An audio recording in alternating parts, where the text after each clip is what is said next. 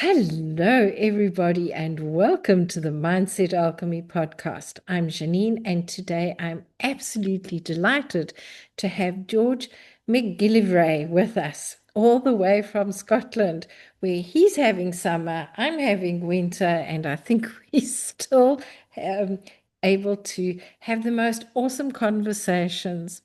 Welcome, George. I am so grateful to have you come on and share your expertise and your skills and your lifelong experiences with us. How are you today? I'm very well, thank you, Janine. It's good to be here. Thank you for the opportunity. Oh, absolutely. I am just so grateful that you could make it today.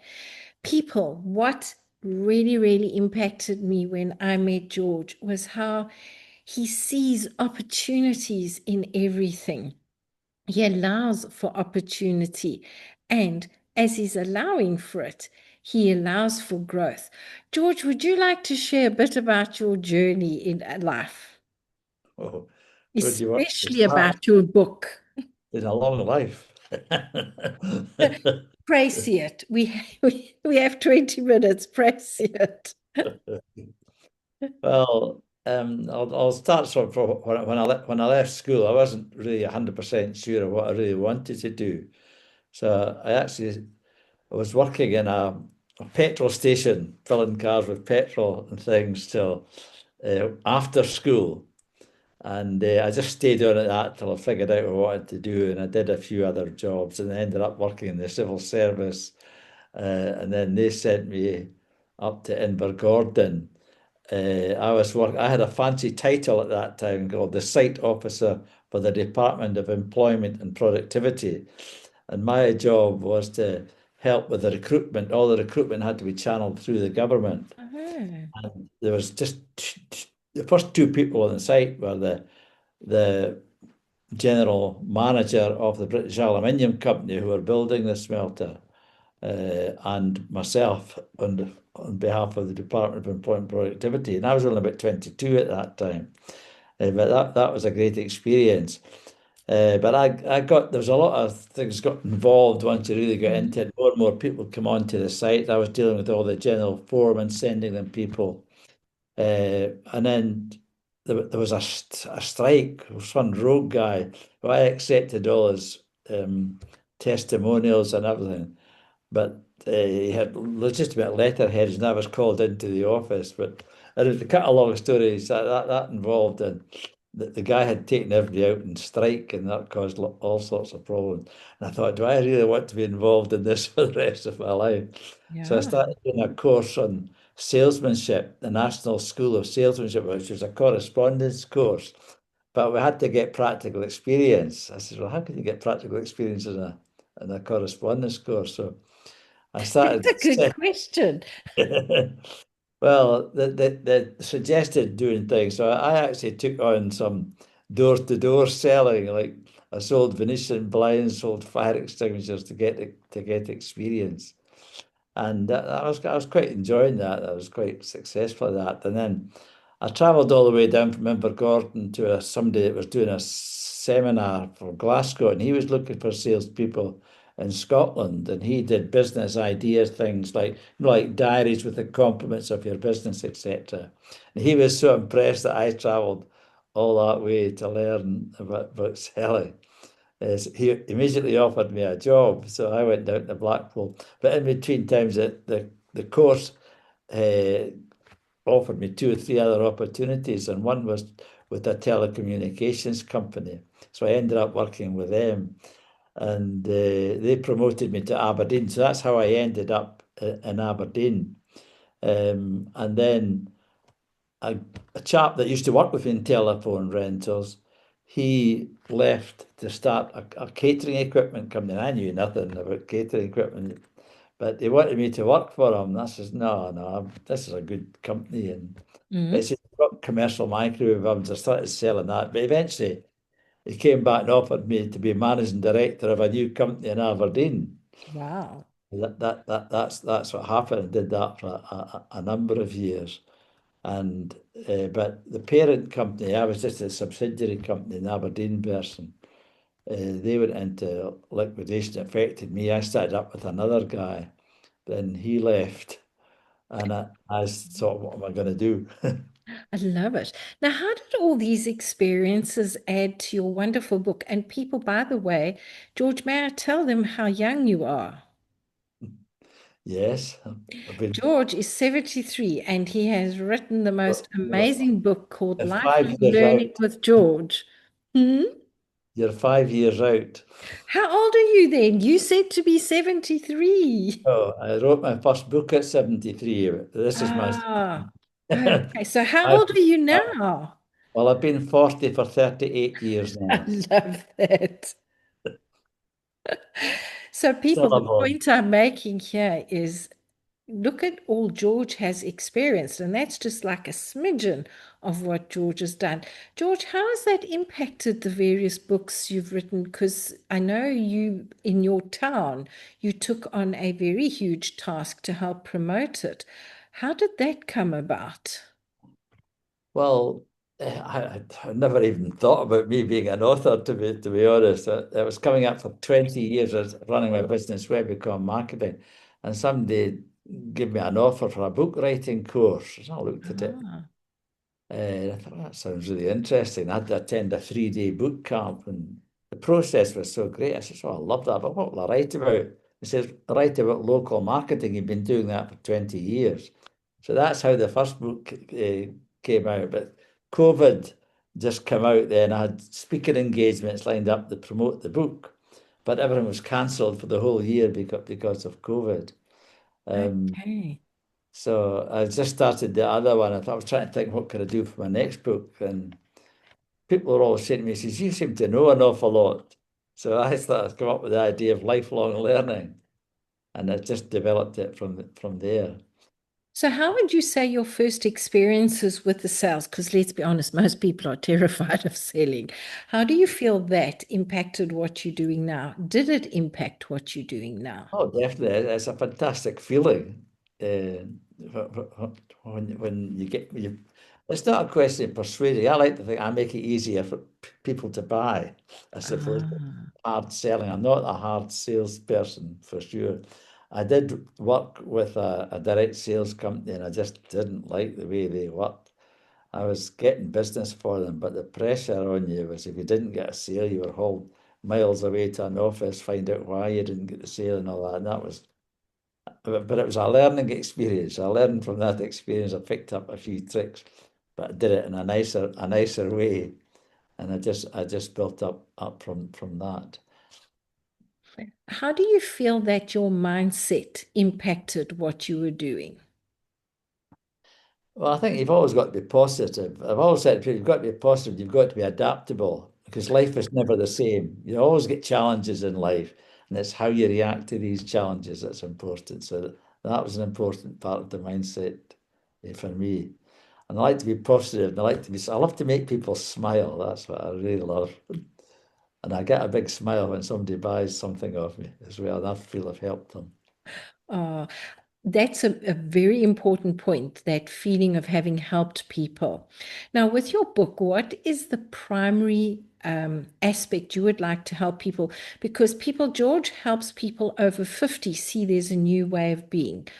What what brought you to this point of seeing that people over 50 require assistance?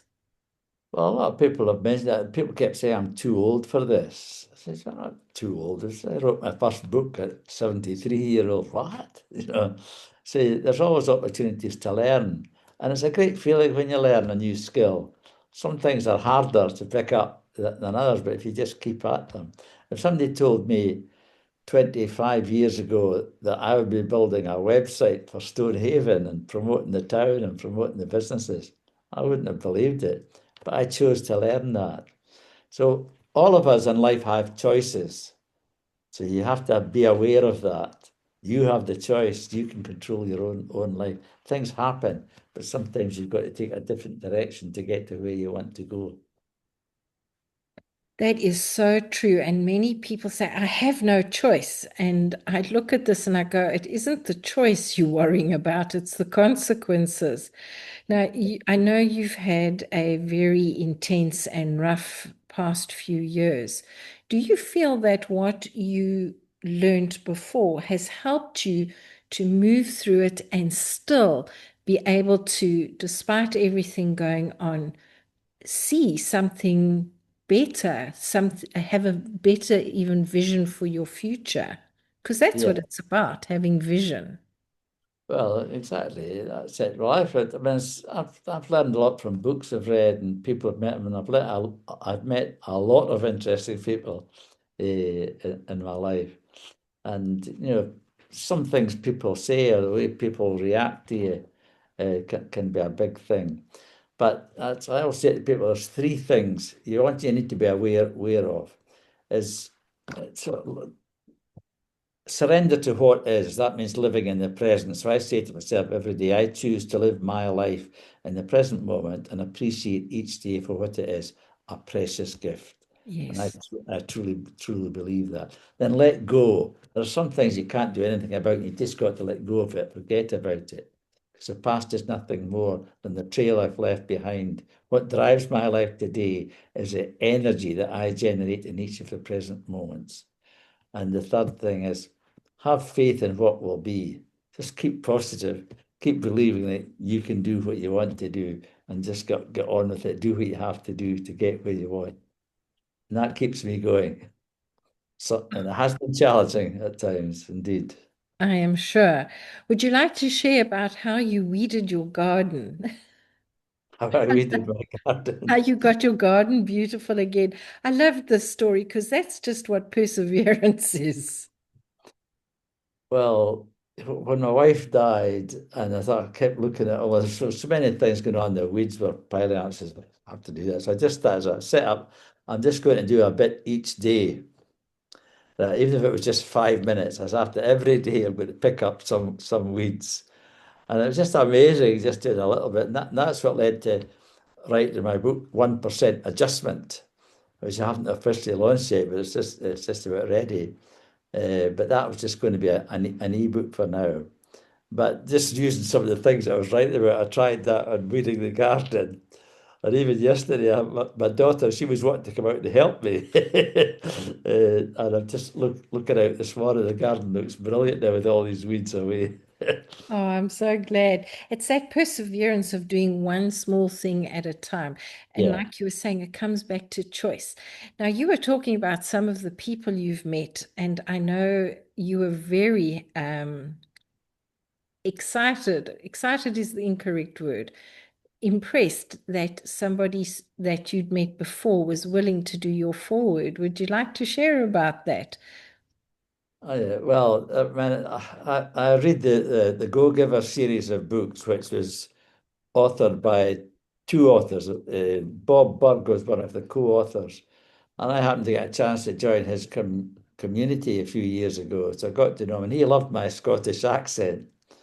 And when it was coming to writing the book, I had to try and get a celebrity, and I thought, dare I ask Bob Burg? Because he speaks all over the world. And well, he said, well, he stopped doing it, but for you, I might consider it. He said to me, but he says, I need to see the manuscript first of all. Hmm. So I took a bit longer and tried to get the manuscript right to that. Then I sent it to him, and I was absolutely delighted. And he says, "I love it, George. I'll get it back to you right away." And he wrote a lovely foreword, which I'll always appreciate. Oh, I think that is so beautiful.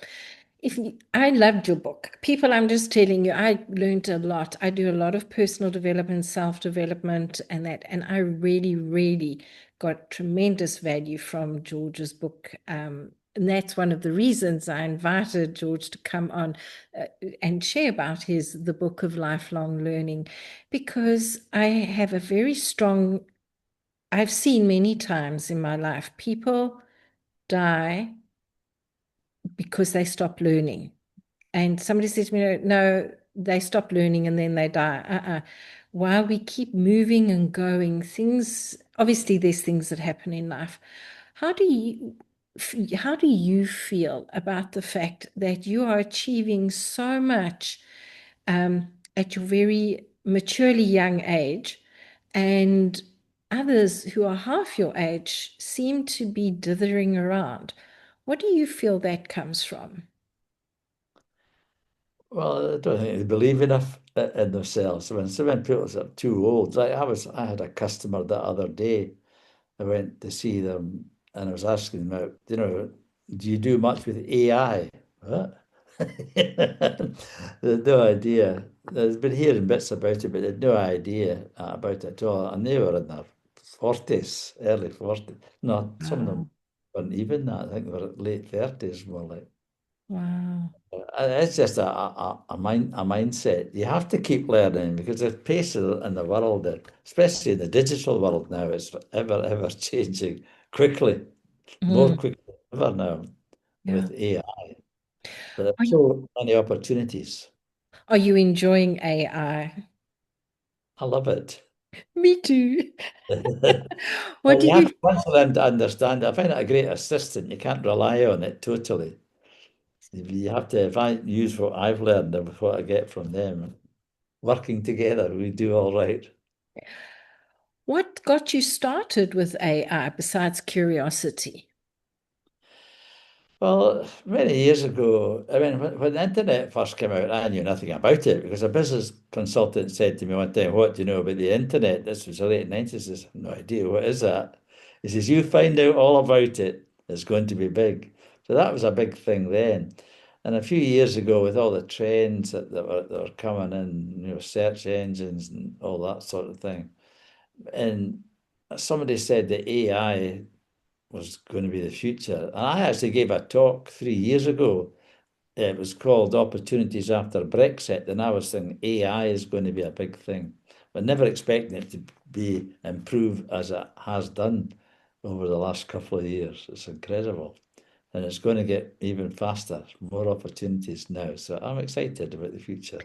So, how are you using that and working with that to help people who are afraid of it, the 50 plus audience? Well, actually, I think there's even younger than that.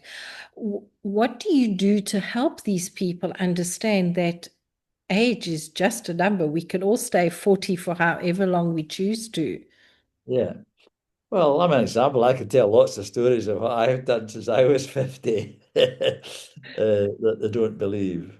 Um, and but I go back to think years ago. I mean, when I think back of the life, when somebody just wanted to interview and I think a way back, and that goes back quite a bit.